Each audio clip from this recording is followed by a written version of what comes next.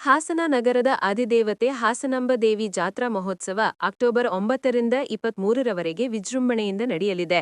ಜಾತ್ರೆಯ ಪೂರ್ವಭಾವಿ ತಯಾರಿಗಳು ಇಂದು ಪೂರ್ಣಗೊಂಡಿದ್ದು, ಜಿಲ್ಲಾ ಖಜಾನೆಯಿಂದ ದೇವಿಯ ಒಡವೆಗಳನ್ನು ಶಾಸ್ತ್ರೋಕ್ತ ಪೂಜಾ ವಿಧಿವಿಧಾನಗಳನ್ವಯ ಕೊಂಡೊಯ್ಯಲಾಯಿತು.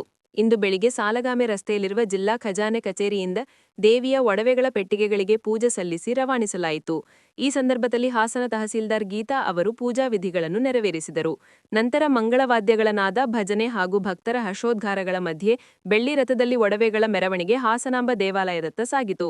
ಹಾಸನಾಂಬ ದೇವಾಲಯದ ಪ್ರಧಾನ ಅರ್ಚಕರ ನಾಗರಾಜ್ ಅವರ ನೇತೃತ್ವದಲ್ಲಿ ಅರ್ಚಕರು ಒಡವೆಗಳನ್ನು ದೇವಾಲಯದೊಳಗೆ ತೆಗೆದುಕೊಂಡು ಹೋದರು.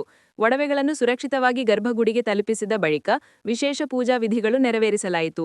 ದೇವಾಲಯದ ಗರ್ಭಗುಡಿ ಬಾಗಿಲು ಅಕ್ಟೋಬರ್ 9ರ ಗುರುವಾರ ಬೆಳಿಗ್ಗೆ ಭಕ್ತರ ದರ್ಶನಕ್ಕೆ ತೆರೆಯಲಿದ್ದು, ಅಕ್ಟೋಬರ್ 23ರವರೆಗೆ ನಡೆಯುವ ಮಹೋತ್ಸವದ ಅವಧಿಯಲ್ಲಿ ಸಾವಿರಾರು ಭಕ್ತರು ತಾಯಿ ಹಾಸನಾಂಬೆಯ ದರ್ಶನ ಪಡೆಯಲಿದ್ದಾರೆ.